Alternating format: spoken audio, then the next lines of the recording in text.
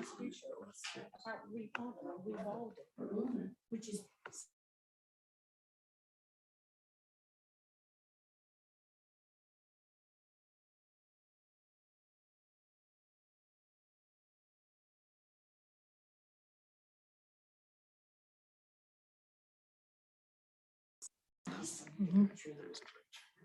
yeah.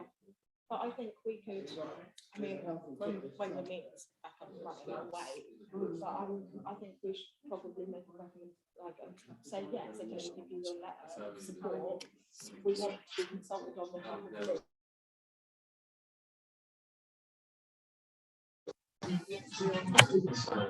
So looking at my map here, that's what I'm going to the track.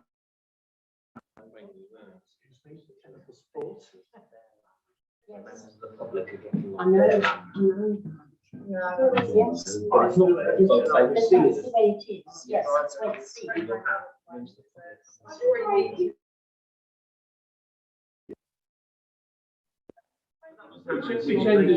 Yes, it is. It's more. Okay, so you know where the car park is? Yeah. Drive car park.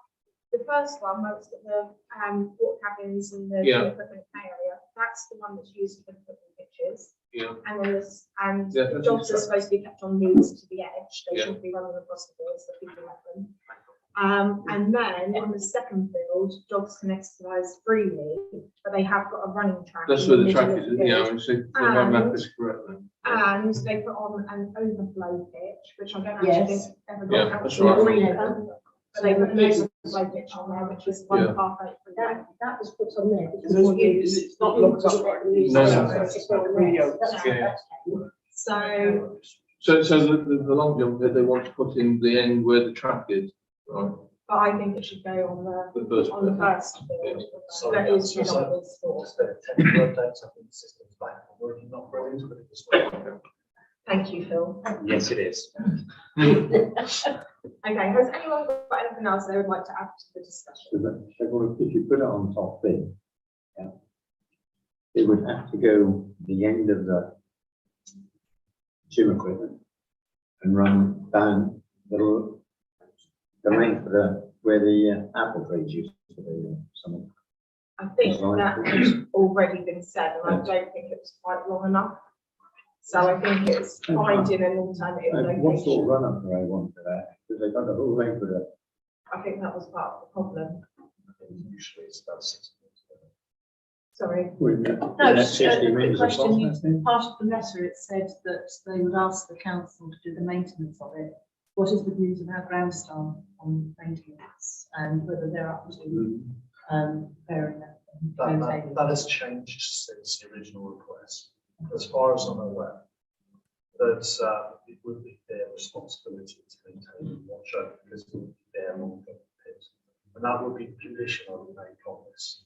That we don't want to take on another liability as a town council on this. I would support what the chair has said in regards to having it on the first field. If we can find a suitable, amicably suitable location for us, all parties involved. And that would be supported by the council in a letter request.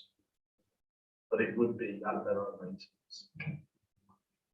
I think you said it was their long term, but it's going to be on, I think, on the council. We need to make sure that there's some provision that we don't end up with some sort of creep in terms of that land stops becoming council. I don't know how we could accommodate that. The land would be owned by ourselves. They would have the bogged up pit on the land of the council at our permission, but be responsible for the maintenance of it. And that's kind of how it works. Yeah. Would that mean that anybody could use it at any time, or is it only just for the athletic club? It would be for the athletics club because they've secured the funding for it. How are they going to prevent anybody using it? That's a question I'm not able to answer on their behalf. Weekend when the weather's nice. So is it just the in principle agreement they need at this stage to secure their funding? Okay, so can I just make a proposal that we hang on. Oh, sorry, Councillor Can I Lang. just confirm, are we going to be having to put any money into it? Okay, so I would make the proposal that we support their application in principle. And with the stipulation that the maintenance to the long jump pit is done themselves. And obviously before any installation, it comes back to full council for, because this is an in principle agreement. And the more specific detail is given at that point as to what type of pit it's going to be and what coverage it's going to have, just so that we can ensure and safeguard that there's not going to be any trip hazards or anything along those lines. Where it's going to be. And where it's going to be. On The first field. support goes on the fact that it's on that first field.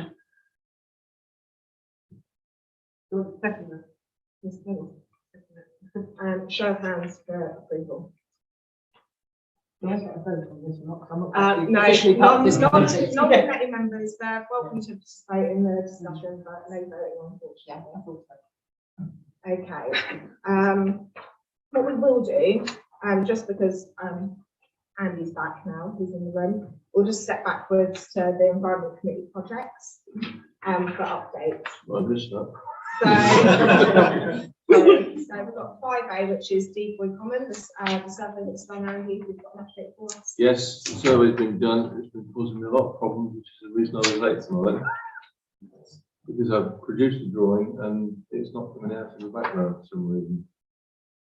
But so the work is 99% done. I'll have to circulate it by email, unfortunately, so I do apologise for that. Little glitch. But basically, what I've looked at doing is 2 different types of survey, given options for contractors to price against. First one is different stages along the path. And I think sensibly with the money that we've got available, I think we'll go as far as the dog walking area. Over and start into the dog walking area. And then we're giving options for surfacing in type 1, granite, crushed granite, or asphalt planings, which will be cheaper but look a little bit industrial. And then the option of either restraining it in between timber edgings or not, just to get the best value for money. It's difficult to judge how much money, how far the money will go. Depends on what the contractors prefer to do and how much work they've got on. But I think if we give them various options, then we can stretch the money as far as possible. I've looked at a 3-metre wide path. I think I looked at it initially to 2-metre wide path. I think that's a bit narrow. Particularly for them looking at driving tractors down there as well, to make them chew the edges up. I think, my proposal would be that we go out to tender on that basis, see where it takes us. What I was actually then thinking was, I'm just mindful that we don't really have a budget, do we, as an environment committee? So I was going to say, obviously, for the scope of the works that's going to be done, our next full council meeting is in 3 weeks. Could that be added to the full council agenda? It could be, but there are There's some money available. S106 money is already Yeah, the secured, money against is that. already, So that's already been in principle agreed by the council and by Brecon Council. okay, So that funding would automatically be available through discretion. okay. All right then, no, that's absolutely fine. That's the budget I was working against. Okay, perfect. So you've obviously made a proposal, Andy, that you would like that to have the general progress to start. And a show of hands for approval. Unanimous, perfect. The next one, again, it's you, Andy, so it's an update on the wheel park. I think that's moved on apace. Yeah. And we've now got the extraordinary meeting on Thursday to basically I've been working with Michelle, well, Michelle's been doing all the work. Liaising with Michelle, we made some inquiries with various specialist contractors, and it looks at the if we get a move on, it looks at the potential for get the wheel park done and completed by the end of the summer is achievable, subject to there being no planning constraints, which there shouldn't be. So Michelle's kind of put together a brief to go out to potential contractors. I think we're looking at 6. There's 6 suppliers in the UK that Yeah. do this type of product. One has already told me they won't cover East Anglia anymore, so That's true. I'll send it to all the others and we'll see what. Yeah, we get yeah. back. But basically, we're looking to go out with a sort of an outline brief and then ask them to make a proposal for what they think is the best solution for our requirements based on that brief. But we have got a park, an existing park in Tottenham and in North Yorkshire, which is the sort of favoured layout. Hopefully, I'll come back with something that's reasonably similar to that. Perfect. And the budget that we've got available of sort of 100 to 150,000 pounds, what we want is achievable for that price. Another good news story. Has anyone got any questions or anything you'd like to add, or are we just going to wait till Thursday? Yeah, just one little thing. You mentioned the top thingy, Yorkshire one, which I watched the video and it looked Yeah. brilliant. But I know that when we looked at it before, you mentioned that you were showing the design, showing the park. Yeah. Is that a similar thing? It was very similar. Yeah, the company that did Sheringham is the one that Michelle mentioned that no longer works in this area, Okay. unfortunately, because they are the major supplier. But Yeah. having said that, the others are perfectly good, or appear to be anyway. So thinking, and one thing I wanted to say, we have had a look at different styles and bits and pieces, and there's still more styles coming in as we're approaching people.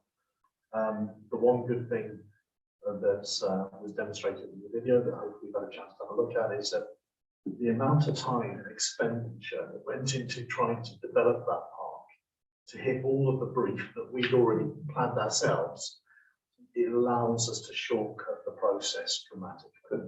Because I don't want to go through a 5 or 6 year gestation like they did.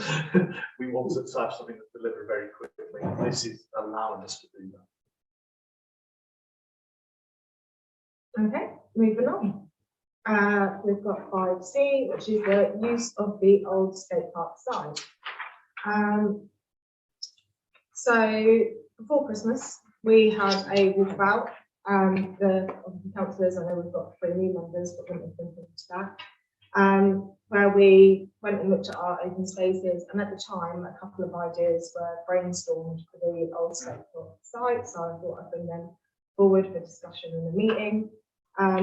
One was a wet play, and the second was a sensory play for children.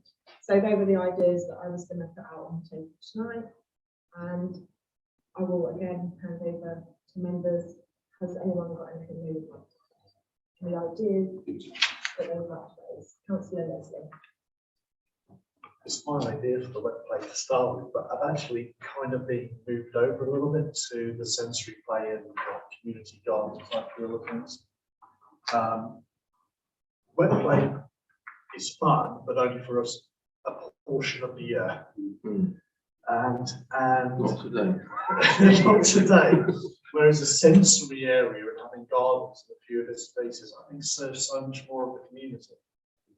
And I do feel it's better value for money for more of the community over more of the year for having something like that than it would be for wet play. Because there's a lot of expenditure going to skate park and the things there, I think it would give more bang for buck to do that. That's my feelings on it. Councillor Smith. Sorry, I should have declared an interest. I'm taking no part in the discussion. Okay. Councillor Smith. When you say sensory play, you sort of refer to sensory garden. Well, technically we already have a sensory garden, but no, so what my idea was, what my vision was sensory play, so like maybe like a mud kitchen or, do you know what I mean, stuff like that, stuff that you can get actually a little bit mucky. We used to have a little gardeners group, I don't know if it's actually still running or not. It used to run out of the Enterprise Centre before the library was relocated, and my friends always went to that. And she said it was absolutely fantastic. And they'd just have like trays of muck and they'd play with their toy diggers and stuff in, and they'd have the best time. So I just thought something along those lines, where it's just a bit of mucky play. Obviously it'd be advertised sites as such, I'm sure there'll be something in the gateway, to bring the wellies, I don't know. But I just think that, you know, there's so many benefits that are Yeah. brought, like mentally well-being wise with that. And also, you could have a little grow your own area, like Phil was just saying, so it's got a bit of a garden feel, so you could have, I don't know, little beds where they can plant bits and pieces and have it so it's like a little garden. Yeah, because I mean, sensory garden is a sort of quite peaceful place, and I think in positioning it, you've got a kids' play area to one side and a skate park to the other. So it's not really got that tranquil idea of a Yeah. sensory garden. I think it's an absolutely brilliant idea. And what you're describing is not quite a sensory garden, so it might work. I think it'd be more of a community garden. But I do feel like in the area that it is, the size that it is, and obviously the location as well. And obviously, if you want to get both elements, so there's a play element and a learning element as well, so like an educational purpose to it. I think it probably, like the target audience would probably be families, because obviously I don't think they'd leave the children unsupervised playing as much, because I mean, you'd have to hose them off in the garden before you let them back in the house. And also, just because I think if they're growing and they're learning, it's something that, well, actually, from grandparents all the way down to parents and siblings, they could be involved in and share that together. So I think there is a benefit for all ages. Councillor Lane, then Councillor Ellis. I'm sure councillors will been to our sensory garden that we already have, which needs a little bit of work on it. But I'd say I agree with Councillor Leslie in that the wet garden, the wet play area is a lovely idea, but the location of this piece of concrete that we're talking about being right next door to the children's play area, I think at the moment to have sensory play there would make far more sense. And in the future, maybe we can look at a wet play area, but to have a wet play area instead of a sensory, I think might be the wrong way around to do it. Councillor Ellis? Time scale on this, because there's still parts of the skate park still on there. I don't know whether they're being used at the moment. I mean, when they took the big curve out, that's sort of not obliterated the skate park. Any ideas? Councillor Leslie. Yeah, I can come into that. The rest of the sign is taken down, really. And we know that. We're very loath to do that without actually having approved a new one. I think people will live with not having a skate park for some months if they know a really good one is coming in this place. But what they don't want is that decommissioned, and there isn't anything. But it isn't really being used, is it? It's still being used. It is being used, yes, very much. So, It's still being used. Yes, very much so, yes. That's good, they're still being used, Yes. but the idea of What's the garden or whatever we do, the sensory play, whatever we do with that area there,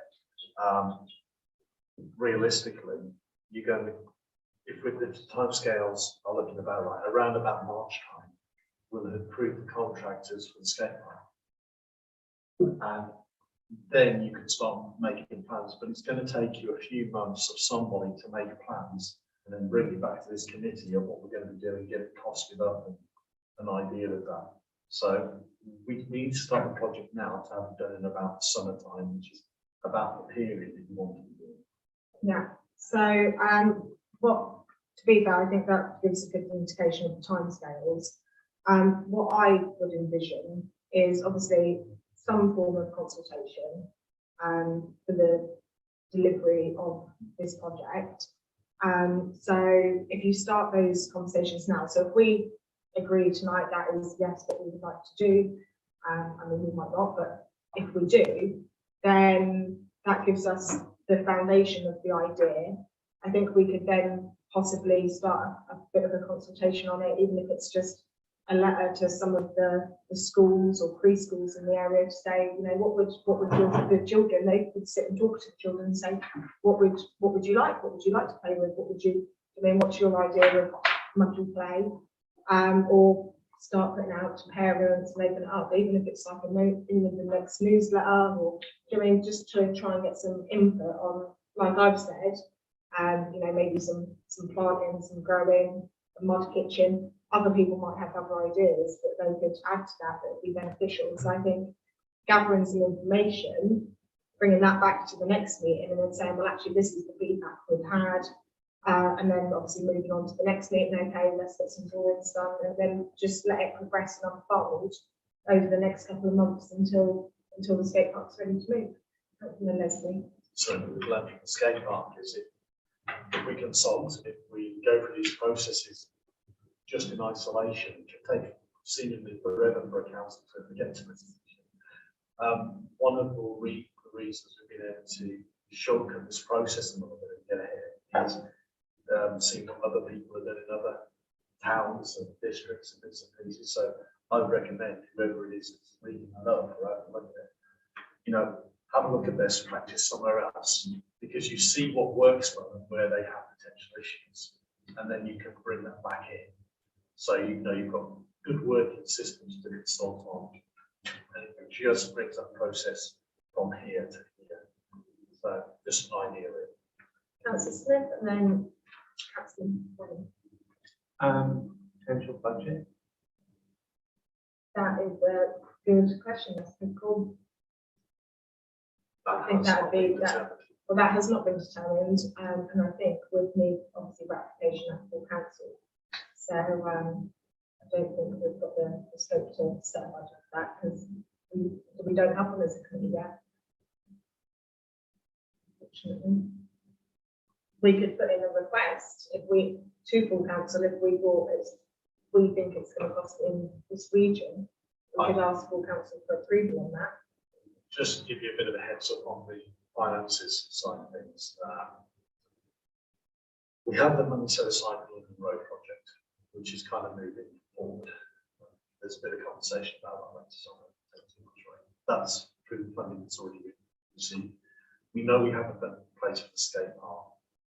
We won't have a similar sort of figure for all the other projects. We're going to be talking closer to £10,000 or £20,000 for remaining projects to make sure that we're being fiscally responsible. So that's a sort of remaining budget potentially out of your reserves if we want to touch it, or then go for more than the reserves.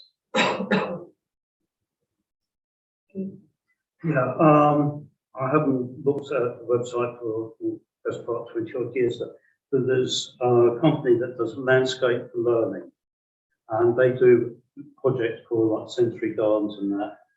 Might be worth a look if you like. I'll have a look and see. One that they're still going, and the other thing is get some ideas, because what they used to do was like a mud kitchen.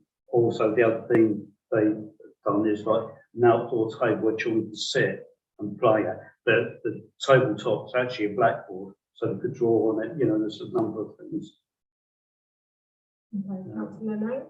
At the start of this agenda item, you mentioned the called Little Gardeners. Do we know, can we make contact? I don't know if they still do, but I know the lady that was running it, and I could put the feelers out because I know at one point actually they're not doing that at all anymore. That's a shame. Because I know at one point they were on our allotment waiting list because they wanted an allotment to pay and to learn from. But to be fair, I think all I'm really looking for at this point was in principle agreement from members, or and a general agreement on the type of facility they'd like to see on the site, so that we can get the ball rolling and start developing those ideas and start consulting on it. So, Councillor Ellis.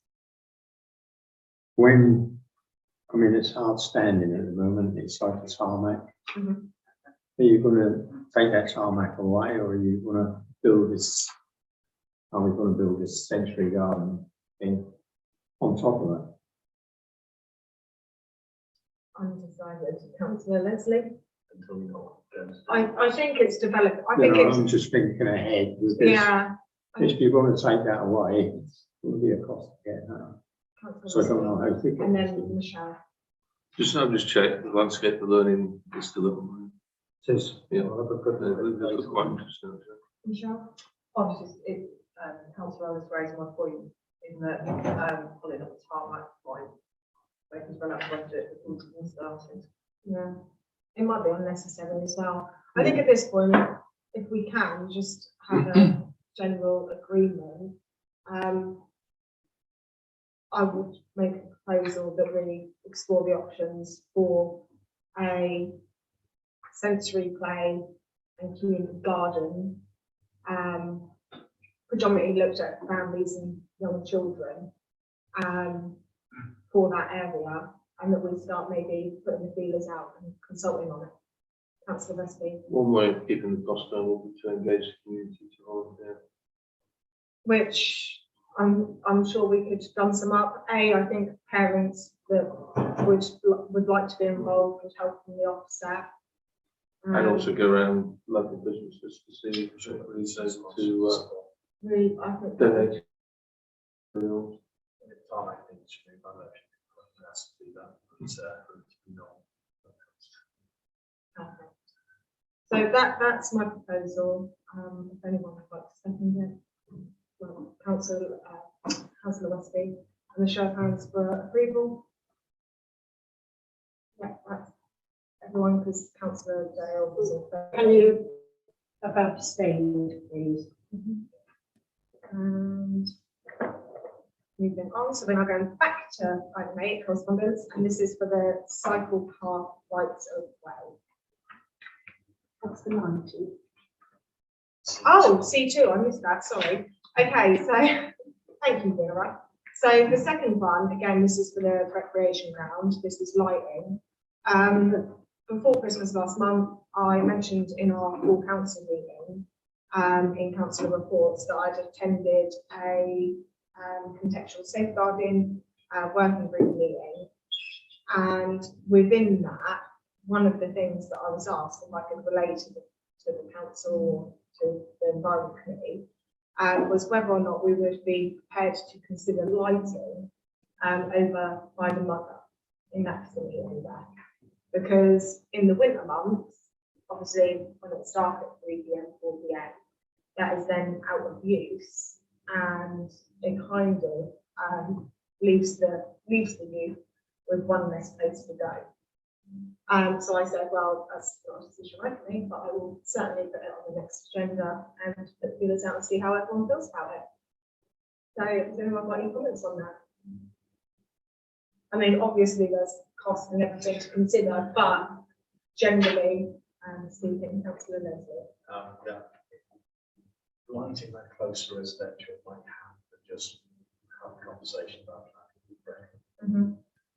But if it was positioned correctly and away from the house, so it's going into the rec rather than actually the housing. Because the house is on big side. That could be controlled.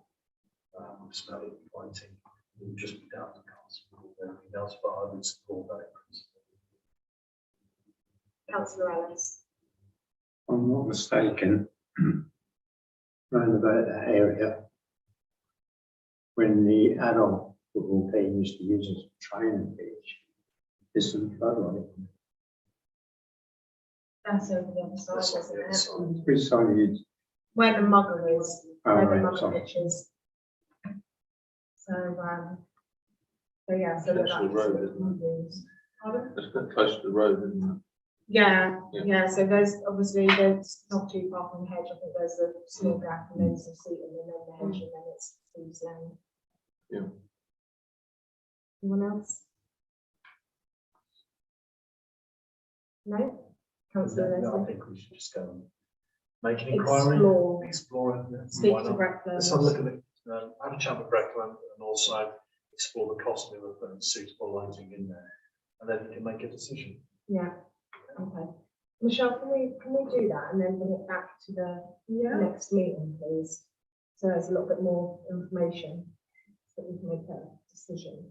If I action that, can I just clarify the one before exploring the options for central plane community garden, who's going to be leading that? Who would like to lead on that? I'm happy to as chair. Oh, I'd say I Would don't you mind like looking to? to it. okay, yeah. Councillor Smith, is everyone happy with that? Want to just have a show of hands? Just all happy? Yes. Okay. So moving on, back to the correspondence. Cycle path rights of way.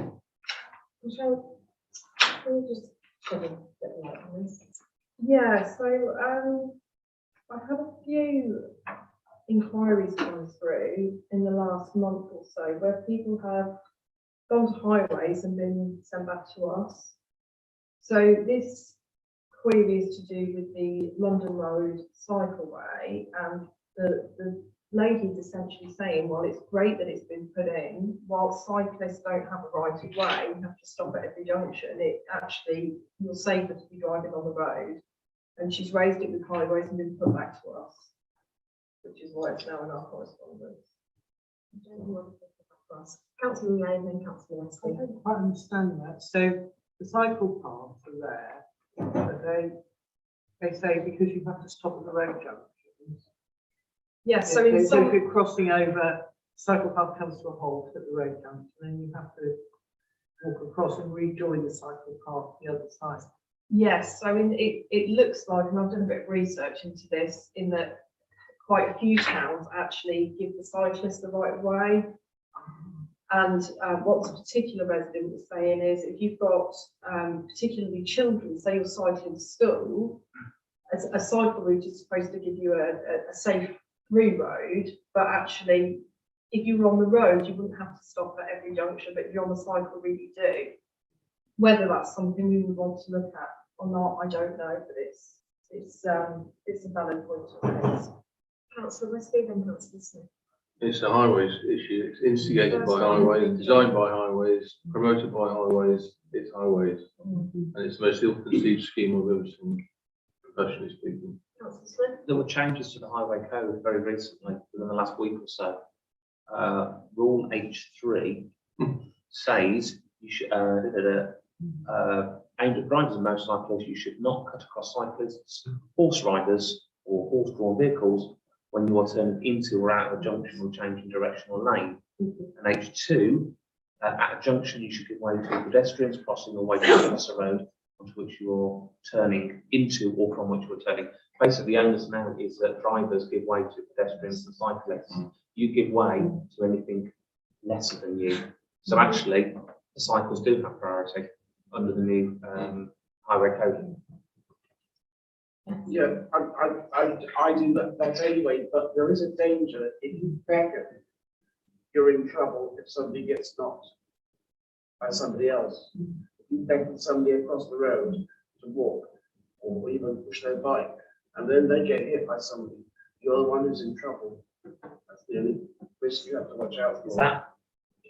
Is that law or is that? I think it is. I think it is. I think there is a rule. Well, check, but I think there is a rule that says if you actually say to somebody, "Please cross the road, I'm waiting here for you," and somebody comes round the other way and hits them, they've got a right to claim against you. I think.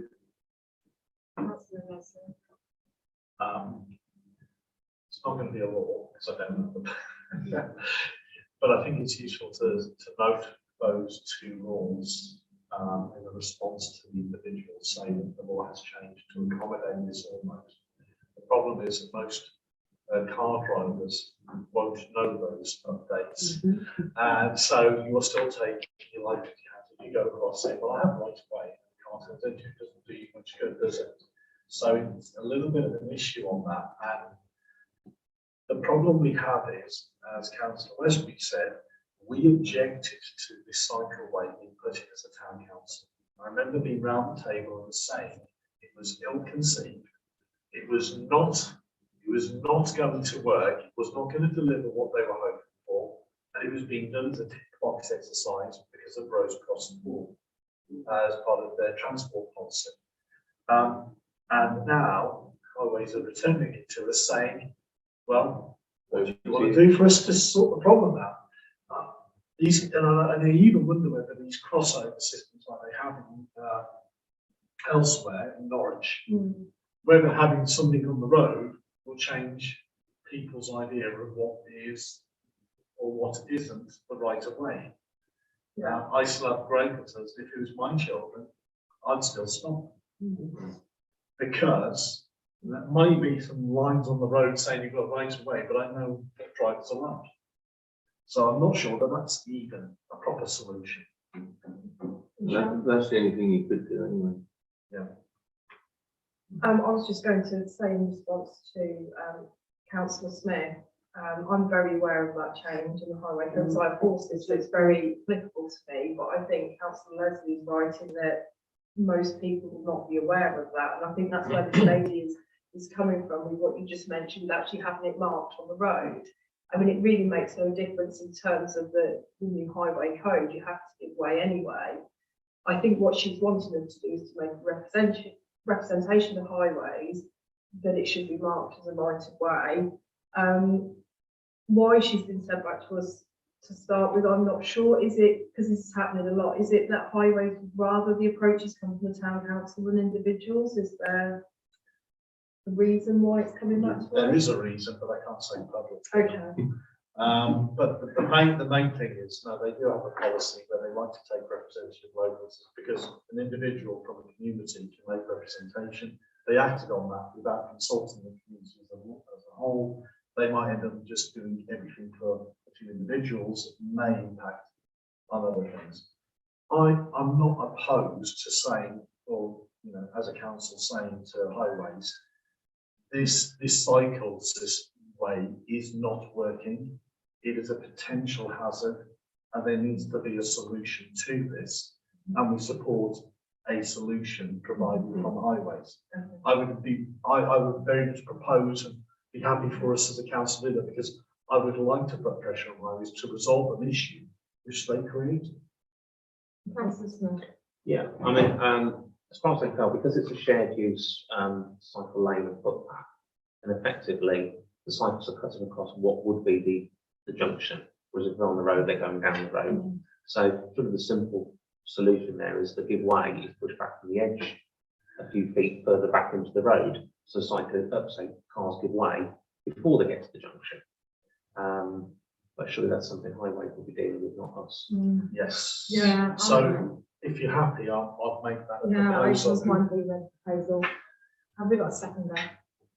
Councillor Lowe, and a show of hands for approval. Unanimous. Moving on, we've got an item 9, which is the cemetery. We've got item A, the ground staff would like to request that they can install removable posts to prevent people driving on areas of the cemetery which are intended to be pedestrianised and causing damage to vehicles, to gravel boards and headstones. Has anyone got any comments or questions? Anything that would tidy up the cemetery, I'm all in favour of. Is that proposing? Yep. I will second that. Have we got a show of hands? Sorry. What was the proposal? Is that a yes? That's a yes. Yes. Thank you, was the proposal. What changes are they going to take, No, we're on A at the moment, which is putting in some posts to Oh, right, stop the vehicles damaging the boards and gravestones.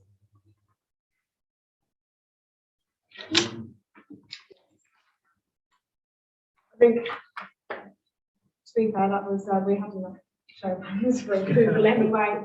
If we move on to B, which is the Garden of Remembrance hedge, which is dying and has become too wide, which is making the area quite oppressive and reducing space. Can we remove this hedge and replace it with a new hedge, possibly a bit further out than the existing hedge? Like I said earlier, we did have a walkabout as councillors looking at our open spaces, and I think actually when we went there, we were actually appalled by how close it was to the graves. It was quite intrusive, and actually I think bordered disrespectful. So I would be very happy to see them come away. I would actually suggest maybe further than a foot. Yes, I'm good. I would say a good couple of feet. So a bit more distance than what has been. There, yes, yes. Councillor Lane, Councillor Ellis. I was just going to propose that we say yes. If you're thinking of, if you're talking about a hedge, I think you are, which is the one inside the Yeah, church. around the ash garden. Yeah, there's a metal gate you walk through. Mhm. What we would change is when moving a hedge. As long as when they move that hedge, they do not disturb the values that are along that hedge. Yes. Because my wife is buried there. I think that is a risk because it is so close. It has really grown quite dangerously close. There will have to be a lot of caution taken. I'm sure we will take that up close. Mm. It is going to be sensitive, but I do think it needs to be done. Yeah, I'm just trying to get my head around, where the metal gate was leading into that small garden. I appreciate moving the gate and the hedge further back. We're also talking about the hedge. Yes, I going think that it's, way as yeah, well. it's the whole thing. Yeah, the whole And thing. are there grades on this side of it? No. No, Okay. there will be. Halfway. No, that area is not. So, sorry, Chair, propose that? I'm happy to make the proposal, given that it's further out than I think it was, we need a little bit more distance there. Yeah. But given a bit more distance, I would propose that is the action that we take. We've got nothing more. Yeah. Councillor Leslie and show hands for approval. It's unanimous. And then item C, which is the hedges along the driveway, which are dying. I'm assuming where it says driveway, where is this? Because when I first looked at it, it is along the car park. Yeah, that is where I thought it was, but I thought driveway, that's not really, but no, that's, so it's basically the hedgerow from Queen Square car park to the cemetery, so the screening between the car park and the cemetery, which at the moment has huge gaps and lots of dead bush. The picture of the Yes. Yeah. Yeah, so, And I've all through start to how it grades along there as well. along well. The hedgerow on the inside of that. If you There's go a down to park that, bus, isn't there? yeah, but then there's a park and there's like a very small, would be like a triangle here. Up, and then goes to nothing, you know, which you come through the gate. But right at the bottom, I've started to allocate plots for donations. Well, it's only been planted in the existing hedgerow, this one, it wouldn't be moved, This is in the same place, so. so it'd be as they are. And I'm sure, with the delicate situation of doing these things in the cemetery, care and time will be taken rather than going in there, but come home and just. Yeah, you know, that's my personal opinion. But this is, from my understanding, where it says, can these be replaced, it would be in the same position, they're not being moved, so. Councillor Lane? There was another area that was dead, which was between the school playing field and the old part of the cemetery. Between the school playing field and the cemetery, quite a long stretch, which doesn't look very nice, but also that I think it affects the tranquility of the cemetery. So I don't know if it's in the old part. I'm inclined to agree, actually. I think because that is the sports field, isn't it? I think actually if you're in the cemetery of like daytime school hours, it's probably not ideal. I mean, this is obviously just a request. We can make whatever proposal we like. So if you'd like to make a proposal that both hedgerows are in building replace. If I could just respond to that, Yeah. we're aware that the cemetery needs a lot of work, and this is something that I've been spending a lot of time on. We do have constraints of nesting season coming up. We've literally got about 4 weeks to get going with things. So what we've decided to do is, if we're going to do a really good job in this cemetery, we almost need to zone it and tackle one space at a time. If it's agreeable with the committee, I would suggest that we could pick up that next area of hedging in November when the nesting season ends. Are we all happy with that? Yeah. And proposer, please. I'll propose that. Councillor Leslie, seconded by Councillor Dale, and a show of hands for approval. That's unanimous. Okay, so item 10 is the Queen Square car parking trial to be published on the 2nd of February 2022 with a provisional start date of the 21st of March 2020. Shall I say anything that you'd like to add to this? Not particularly. I think it's mostly in there. It's going to be a 6-month trial. One of the, when I've been talking to James, who's the project leader for this questions, one of the things that he expects to then become a problem is inside. because if we are essentially limiting parking times at Queen Square to allow shoppers and allow turnover of visitors to the town, then we need to also consider people working in the shops or where they're going to park. So Eden side is going to then, there's then going to be consultation very, very quickly on Eden side to make that 9 or 10 hour stay to stop residents parking there, so that we can backfill where we've created a problem, we have a solution for it. And yes, they want to do that pretty much as soon as Hatch has been out, so we're not consulting on two things in the town at the same time. Makes sense? Okay. Yeah, excuse me. One of the residents was talking to me about this, or some time ago, every time they want about, how does this go with them and car park? Because people will go and park there and then they're going to go around to the machine and pay, and it's not recommended. It's not paid. It's not paid. I think because the machines are there, I think there is a common misconception that it's going to be paid. It's not paid. The parking there is still going to be free. It's just going to be restricted to a time limit. And if you stay beyond that time limit, then you would get a parking notice. Councillor Leslie. Yeah, Brentford have said that they've contacted M&Co. It's been a bit protracted and difficult to find who owns it and what they're doing with it. But they've said that they would pick that up and pursue it again. And then last time we had a meeting with them as councillors. So we're waiting to hear back from them on that. Right. Okay. I think, Councillor Downs. sorry, I think picking up Eden side and restricting that to 8 or 9 hours is good, because there's cars parked there month in and month out and don't move, and you control that by the way they're parked, sticking everywhere. So I think that would be, because I know people do use it as a permanent car park. So I think that would be, and that would then alleviate people's worry about coming into work, because they should be able to get in there if residents aren't using it all the time. I think that's a good point. Councillor Smith and Councillor Leslie. Timed on Queen Square car park, how does that fit in with the electric charges? Because is the timing window sufficient for charging? Is that, have we been given any information on that? The answer to that question is, I know the answer is yes. Okay. Because I've used the chargers. So 3 hours is more than enough, right, for that to be charged. They're not the most powerful, they're not like a Tesla supercharger. You're not going to get done in 20 minutes, but you can get done in 2 or 3 hours by use time. Okay, so is this just for information? It is, yeah. It was just so that we have the opportunity to discuss it in a public forum before it goes live.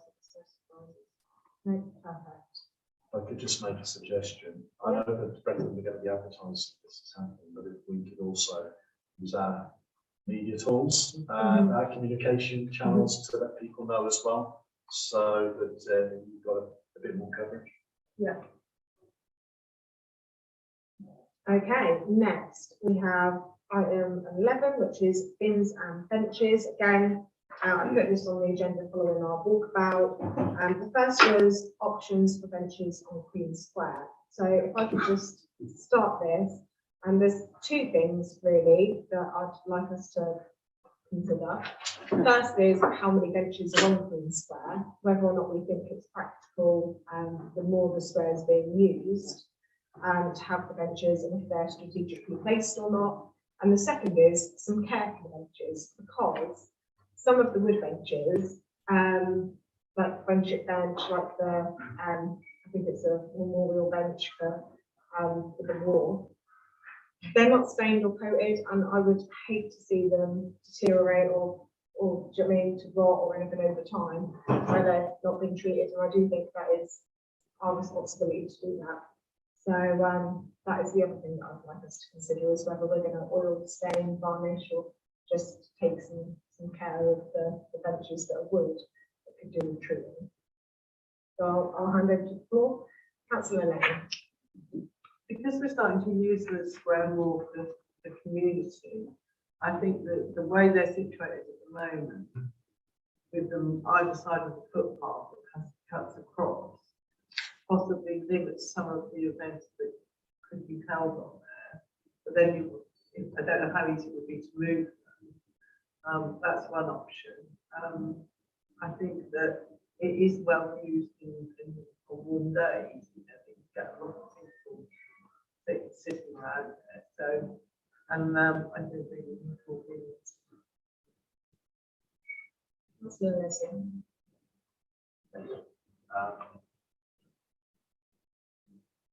Having spoken to several people who do use benches on there, it is difficult trying to weigh this up between two options that we have, events and also the day-to-day use of what we have. Most people, not everyone, but most people I speak to about the benches prefer having the number of benches in there because it's somewhere to take a coffee or to sit down. Particularly the elderly like the ones on the pathway because they're not going onto soft, grass area. They can sit down straight on the pathway to do that. But at the same token, they are in the way of some events. So it is a bit of a balancing act. This at the moment. I think I've kind of come down a little bit on the side of keeping the majority of the benches there because that's what's getting used day in, day out rather than the events. And that we can make the events work even with benches there if we have to. And if it's going to be day to day, it's probably going to be more beneficial as you can see. But I'd also agree with what you said, if we've got the benches in there, better to care for them than pay for the expense of having them replaced by not caring for them. So it's good economic sense to do that. That's how I feel. Well, I am minded to agree, and just obviously for everyone's information, once this has been discussed or debated in 6 months' time, if feelings have changed, because I am just mindful that on Thursday we're going to be looking at an events calendar. Obviously, there's no saying how many of those events are going to take place in Queen Square. That actually might give us 6 months or a summer, this summer, to see how things progress and how we manage and how the two work and the compatibility of them.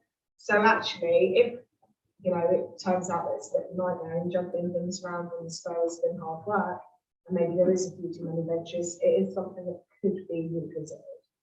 And Councillor Smith. I was just going to say, I agree. I don't think there's an excessive number of benches there. I see them used when I go past. I don't see a need to start emptying benches in Queen Square to make room for events when actually there'll be more days when there's no events than there will be days with events. That makes sense. So we're all happy with the number of benches that there is. There'll be no action taken on that. Are we happy for some treatment to be taken to the wooden benches that are on Queen Square? I propose we do that. Yeah, so that's Councillor Leslie proposed, Councillor Lane second, and show of hands for approval. Yeah, and so that's approved, and I think obviously we can probably just make the ground stuff, so find some level of what is stained or varnished or what the treatment is. Natural Councillor Ellis.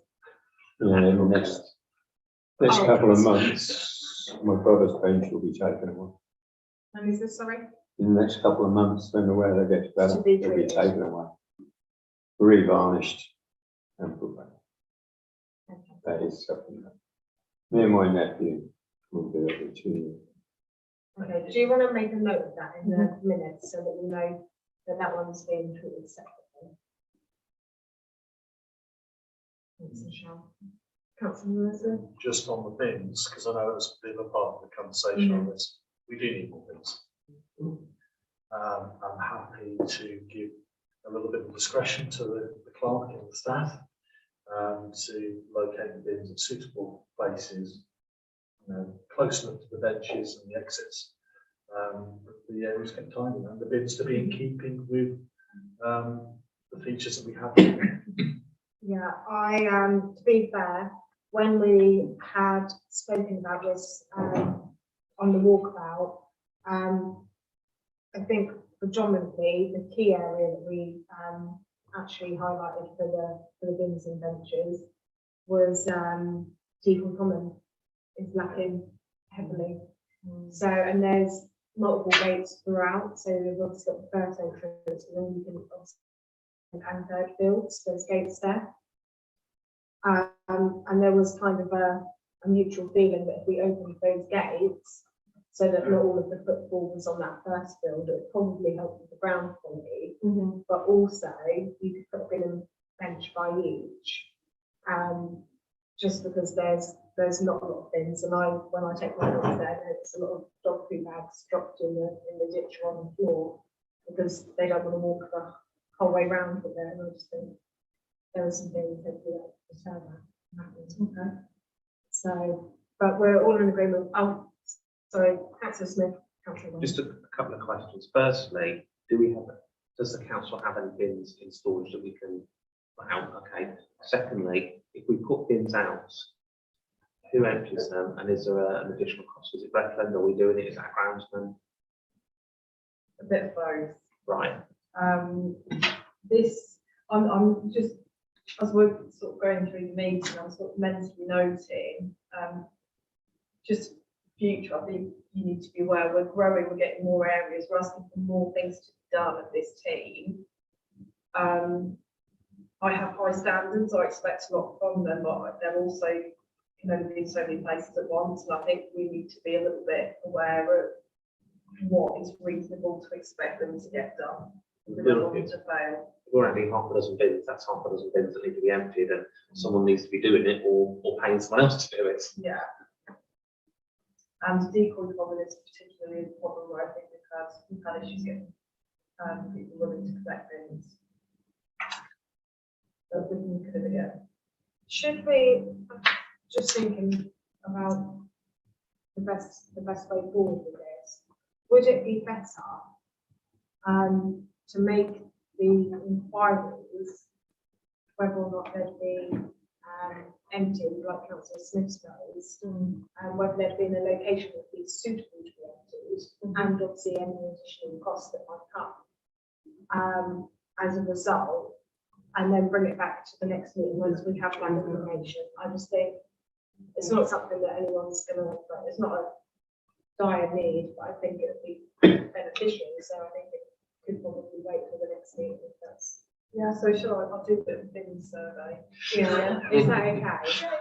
Thanks, Michelle. And we'll bring that back next time with a little bit more information. We'll bring that back. Okay, so the next one is the Dell, item 12, access improvement. Sorry. Sorry, going back slightly to the benches, on your walkabout, did you have a look at putting in benches in the cemetery? Yes. Yes, we did. And actually, I know we've just taken a step back, but you have kind of reminded me, but we've also discussed picnic benches, like more friendly, like user-friendly benches for families outside of the play areas, not just inside of the play areas. Because all of the play areas at the moment have benches inside. They don't necessarily have benches outside. So for instance, and you can't take dogs into play areas. So if the parents or grandparents or whoever it is that's accompanying the children have a dog, they have to wait outside and there's no seating provision at the moment. But also in the summer months, if you have taken, you know, a bit of a stroll and you've got the dog and you've got the kids and you want to have a picnic, I think having a bench where you're a little bit higher off the ground would be a good idea. So would you like a bench comparison? Yeah, it can be. Yes. Yeah. And if it's okay, Michelle, some quotes for picnic benches. Yeah. But only predominantly for the play areas. That would be Signet, Lomond, Norfolk Drive, and the Rec. Yeah. So just those 4 areas maybe. Yeah. Predominantly just maybe a couple of benches at each would probably be a suggestion, but if we can get some pricing for some different styles. Would those benches need to be mounted in concrete outside? It's not just as simple as buying a bench and sticking it down, because it might not survive the night. No, they would need mounting like how our benches are. Councillor Lane. Just go back to the bins in the cemetery, we did speak about, there needs to be a bin by the back gate. But what seems to happen and going on to this conversation about who empties the bins. There's a bin on the corner of the car park, which people tend to use when they've been to the cemetery and they've got their leftover bits and pieces, rubbish in effect. They put them in the bin, which is on the corner of the car park. Now, that has now got a cage over the top of it, so it's quite difficult to get flowers and stuff in there. The other option people have got is to walk all the way down the hill to the skip to put their rubbish in there. So I'm wondering who, I assume Breckland empty the bins in the car park, but that's getting filled up with flowers, dead flowers from the cemetery. Okay. But then if we had one in the cemetery, which we could really do with, is we're going back to that problem of somebody got to empty them, which because it's on the cemetery, would actually be our staff. Let me have a look into it. I was just going to say on this subject, because obviously bins and benches, the conversation's kind of developed as we've gone. About obviously the needs and requirements, obviously whether or not we can get them emptied and everything else. I don't know if prior to the next meeting, if I come into the office and just have like an hour and a half sit down with you, and we look at, you know, the sites, the locations, everything else, and then like maybe next week, so it's then any actions that you need to take to ask, would this be a suitable location for emptying if it's in pieces? Can be done prior to that meeting. Yeah, does that sound, is everyone in agreement? Can we do that? I'm very happy to do that, Chair, because when we went out on a walk around, you've got a lot of information together. And Yeah. it's great for the craft. To share that. Yeah, perfect. Okay, so moving on to the down, the access improvements. A is the sloped entrance. So at the moment, that is incredibly slippery, and incredibly dangerous, and obviously hard to stay as well. And at the moment, it is actually locked and hasn't been used since pre-Christmas, because the service is a little bit dangerous. So I know when we were lit picking last, Pete almost fell over, and obviously, I'm not saying that you're any less important, Pete, but you definitely would want it to be a member of the public. So something does need to be done with that, because it is a bit of health and safety concern. Previously, we talked about handrail. Following our walkabout, there was some boards, beams, I don't know, to train things, sleepers, what are they called? So it's basically a step ramp whereby you put some sleepers and cross in the form of steps, but then there's rather than step, slope, slight slope, that's gravel or stone. And there was some that we could upcycle from decoy. So that is the proposal that I would like to make, is that we upcycle the materials that we already have to improve the access to the dam. You mean the bridge? Yeah, those sleepers from that, because We're not putting any on that. Yeah, I just think that would be, It's pointless, really. Well, that area of the bridge needs then stop, Okay. so that people can't pass it. Yeah. So that needs to be fence, and the sleepers that are there repurposed into this. I would fully support that. I would second that motion. before we go to a vote, councillor Lane. No, I was going to second, but. Councillor Lane, second, please, sorry. Ladies I've got a first. question. Councillor Smith. Yeah, and this is something that our grants are able to do. We don't need to bring in practice or anything like this. Should be able to do. Should need to. It's a job, but it isn't a particularly onerous one compared to what the alternatives are. Andy, if any direction is needed, would you be able to give it? Certainly. Oh, are we all in agreement? So we have a proposal and a second. Show of hands for approval. It's unanimous. B is the removal of the first gate. So as you go into the down, so as you walk down the driveway and you've got the cemetery on the side, you've got the first gate and you go through that, and then there's a second gate. That gate is damaged. It's really bad. So when we've done the walkabout, one of the things that we talked about was the potential of removing it. The only thing that I would say on this is if that first gate is removed, I think there's possibly a need to look at replacing or something that second gate, because the second gate, there's actually quite a substantial gap. My dog's considered a large dog and she can fit under it. So, I mean, I don't think she's large, I think Great Dane's large, but she can fit under it and her weight category at best is a large dog. So I think there would have to be the safety issues because obviously it comes out into the car park. Or if you go down the alleyway, obviously that's Queen's Road, that's a main road at the end of it. So I do think we would also have to change or replace the other gate as well.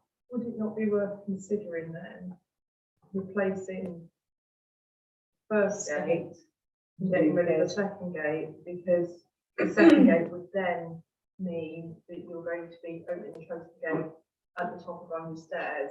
Yeah, the only reason that I think, as someone that uses that quite frequently, that first gate is good, is because if you have a dog that's antisocial, you can see people coming in through that gate. Right. So the gate stops them and gives you enough time to get your dog back on the lead. So that gate I find quite useful. Does anyone else have any other comments? I would agree if that gate is left, the one onto the door, it needs to be replaced if you're taking the It safety needs to gate be away. all lowered. Yeah, or lower. But at the Lowered. moment, you've got a safety, because if they come through under the fence, you've still got the other gate. Yeah. And sometimes people use the door because their dogs aren't particularly sociable and it is enclosed. But you're taking away, with the first gate, you're taking away that bit of safety. There's some. Yeah. If it could be lowered, If it could be I know lowered. that would be a Right, sufficient so fix rather than replace it actually. Yeah, if it could be lowered. There is provision to lower the gate within the system somewhere now. Yeah, I think that would be, and also the most probably cost effective, because then you're removing the first gate, so there's no replacement required there, and then that second gate is being lowered, but is because there's nothing actually wrong with that gate. You can do it with paint, but other than that, it's in good order.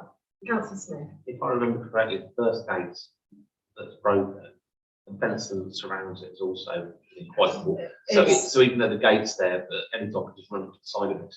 Yeah, it is. It's Not much of a not deterrent. very good. It's not intended to be. Okay, so I mean, I'm happy to make the proposal to remove the first gate that we come to implement the Dell, and lower the second gate. So that, If I could just ask an amendment to that, yeah, please, Chair, of course. and that is remove the first gate and the side fencing. Oh, yes. Just to clarify, as you said. No, that's well spotted. Okay, so yeah, that's the. Let's see, a show of hands for approval. That's unanimous. And the last one is item 12C, to board and gravel the walkway. So where this is the walkway, that is the walkway that is outside of the Dell and the cemetery. So where you come from the car park or from the alleyway, and that grass bit that is quite mulchy, quite slippery and covered in leaves at the moment, I think, to board and to gravel that so that it's hopefully no longer a slip hazard itself, because that is also in these sort of moss a bit hazardous. Does anyone have any comments? Brilliant idea. I'm conscious that we're doing creating a lot of work for our ground staff. If they're doing all this, what are they not doing that they would normally be doing? Sorry, Chair. I agree with what Andy's saying, and also it's additional costs. I know these are relatively minor costs. I think, there's a problem with the budget which runs that we look at the maintenance budget and the graphics budget. But yes, whilst we make a list of these, we aren't specifying a time that they need to be done by, and we leave it to the chair. Sorry, we leave it to the clerk's discretion to order these things as the priorities. She sees fit at the time and the manpower and resources she has at the time. So the most important thing is today's meeting. Just think of the amount of action plans that we've got going through here comparatively to previous meetings. I'm delighted that we're actually getting as much done, but we also need to be patient with the resources we have, that they will be done, but in an appropriate order as determined by the plan. Yeah. Okay. Because once we get to grass cutting season, that will have to become a priority for a little while, and then we can pick up anything we haven't got again. So I'm happy for that proposal to go forward. I'm happy to propose something to that. Yeah, seconder, councillor Westby, and a show of hands for approval. And that's unanimous. We're doing well tonight. Okay, so the next thing is item 13, which is non-councillor committee membership. So within our terms of reference for this committee, there is provision for non-councillors to join the committee as members. They would not have voting rights, but would be able to participate freely in the discussion at our meetings. I mean, I'm assuming for the fact that full council accepted the terms of reference and didn't make any amendments, that we're relatively happy with that. I will open up discussion now, and also if anyone's got any suggestions on how we would advertise for those members. Has anyone got any comments? How many are you looking for? Well, that's another idea. I mean, we've already got quite a large committee, because of our current councillors. I think there's actually only one that is not on this committee. So it's almost as big as full council. I think it's just Councillor Montague, isn't it? It's not a member. That is correct. Apart from those. Apart from our 3 new members, that obviously. Thank you for coming. Yeah, but we're going to consider that at full council anyway, whether We or not are. you'd like to join the committee. There are a lot of other groups meeting at the moment. We've got hatch meetings going forward at the moment. We've got the Sue meetings that we're going to be implementing with the new targets and new homes in the sites and bits and pieces. So there's going to be lots of these groups representing them. I don't know how many to the committee at the moment, particularly if we're with the project. What I would say is if there's a particular project where we feel that we need to plug into a particular group, it would be wise at that moment to approach said representatives. I know we've got the wheel parking coming up. I know we're going to progress that quite quick as it turns out, but projects like that, if we need help from any particular demographic, schools or whatever else, I think, we need to look at the projects with an open mind, saying, do we want to put people into this at this stage, and then perhaps approach them. So it becomes a little bit more dynamic than just having sat on here, when they could be turning up to meetings, which is what's happened in the past, and we're having discussions about nothing but interest and whatsoever. Council meetings could be a little dry at times, and then they lose the will to live and never participate in the future, where if they're invited to particular meetings where we need their input and then participate, and that would be beneficial. I'm making that as a proposal because you are a second. I've just changed the thoughts really. Sorry. Because I think it's the right way forward. Okay, so at this point, we don't want to consider non-councillors completing membership, but rather Use them, Yeah. use use Consultants their, and resources. yes, I would say use their skills when. I mean, I don't think that necessarily needs a proposal, because if we include an item on an agenda for that person to participate, they can anyway. Yes. I was only just going to make an observation. You had a classic example earlier this evening when you were talking about the long jump bit. On the occasions that that's discussed, you want somebody here from the athletics club to discuss that. And that's the way to, I think, the way to do it is to co-opt people on an ad hoc basis, depending on their speciality. And as long as there's provision on the agenda for that person to speak, then that's absolutely fine. Anyone else? Okay, so no action is going to be taken on that at the moment. Moving on to item 14, Queen Square, edging for the power bed / border. This summer, the bloomers tried to straighten it up, even out of it, so it was a bit tidier. But especially with the wet weather like this, it mulches back and it moves. So just so that it has a nice finish on it all the time, some edging or some kind of border would be lovely. Don't have a pecuniary interest in this, but I do maybe perhaps have a personal one because I am a member of the bloomers. So I won't vote on this item, but I will open it for discussion. Yeah, if you want something that's going to stay, be strong and last for years, there's two companies that do the galvanised steel edging, which is quite strong, and one company guarantees it 15 years, another 20 years. This first one, the Everedge, has been used at the Royal Botanic Gardens Kew, and that was over 30 years ago, and it's still standing quite strong.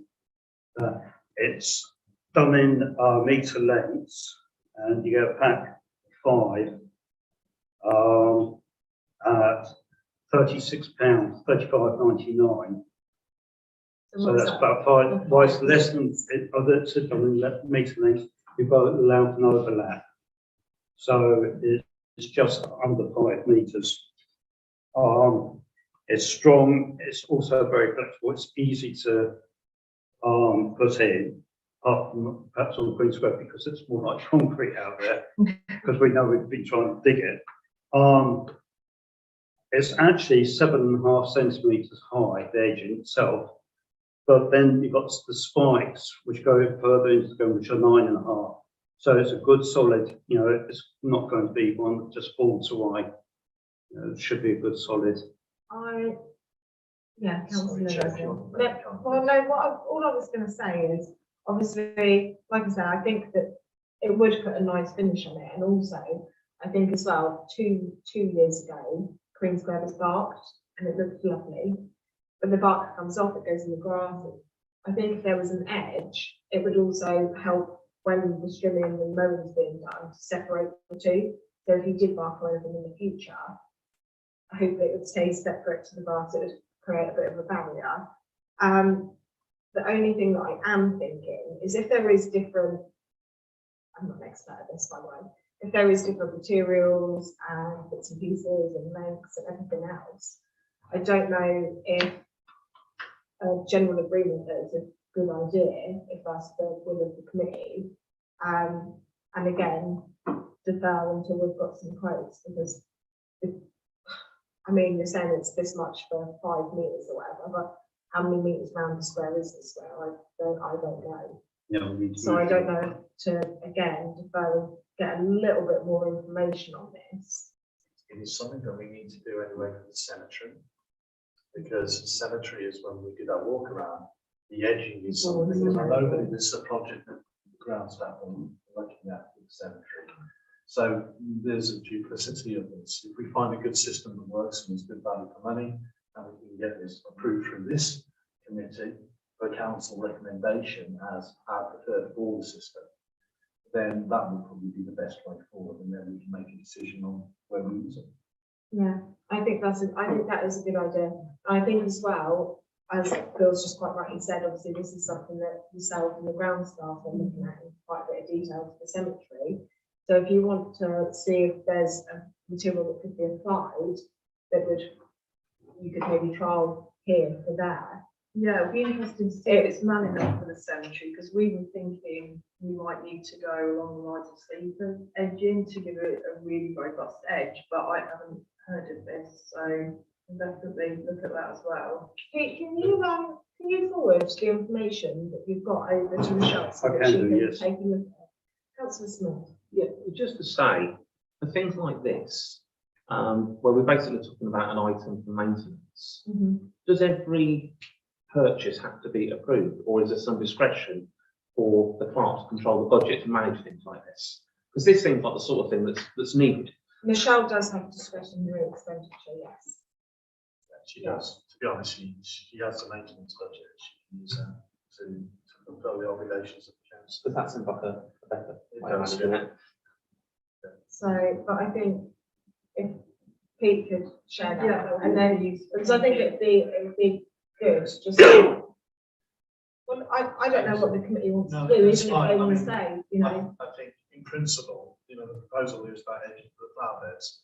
I think it'd be a good idea. Queen Square is crown and the jewel, isn't it? You know, it's that bit that we have in the town centre. And people spend a lot of time, volunteers, in helping our ground staff, making that look very good. And we do it well, and then the year after, we're almost doing it back. So if we can do something that both helps and aids the maintenance of the site and also makes it look good.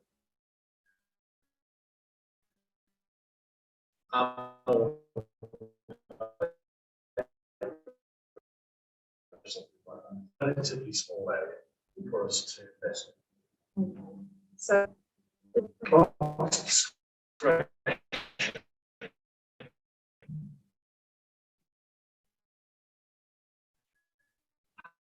Having research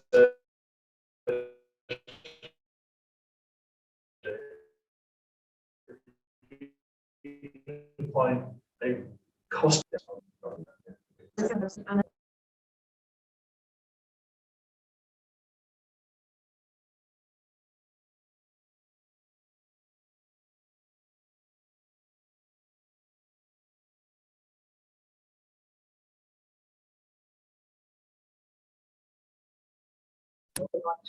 I'm more than happy to do so. Oh, of course, just update you that, one of the actual previous meeting, we have today received delivery of recycle racks that are going to go at Gators. We're going to split them up at 2 locations, at the tennis courts, so there's some near the school and some by the office. Good job. Brilliant. That is fantastic. Well done. How many bikes per rack? 5. So we'll have 10 at the tennis court area and 5 initially at Gamers. There is room to extend Gamers if we need to, but I felt I'd spent enough at that point. Okay, and then moving on to item 17, which is the date and time of the next meeting.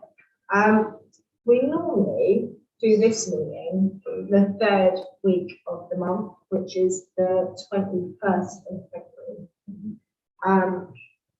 Andy might be chairing it because that is 5 days before my due date, so we will see. But yeah, that'll be the 21st of February 2022. Look forward to that one. Well, we'll see. I'll either be incredibly fat, Andy, or you will be sat up here.